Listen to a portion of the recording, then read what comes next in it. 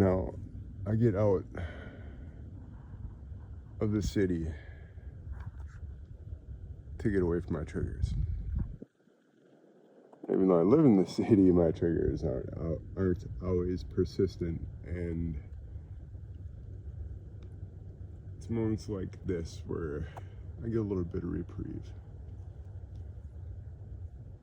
But this is how I manage my PTSD. This is how I manage my anger.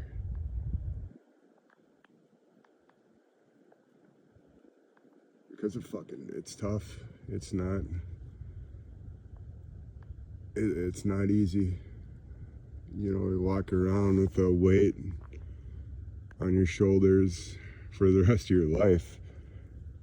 And there's nothing you can do about it except for manage it. You know, I went through therapy. I've been medicated. I'm not a 12-stepper. I smoke a ton of weed. All I feel is hate, anger, so much guilt. I can't even tell you how much guilt. Sadness,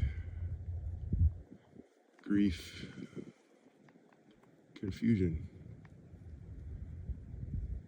All of those things bound up into one big ball of what the fuck. And it's a big ball of what the fuck that I will never make sense of.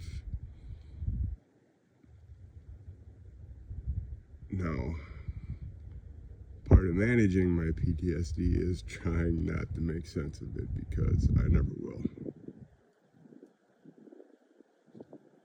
I come up to places like this where my mind, where I feel safe. That's what it is. You know, I'm in the city. I'm in a regional park. I know there's people here, but you know, fuck it, they're not around, which is perfect for me, because I get nervous when they're around. So here I am. This is how I do it, partly. And you just need to know you're not alone.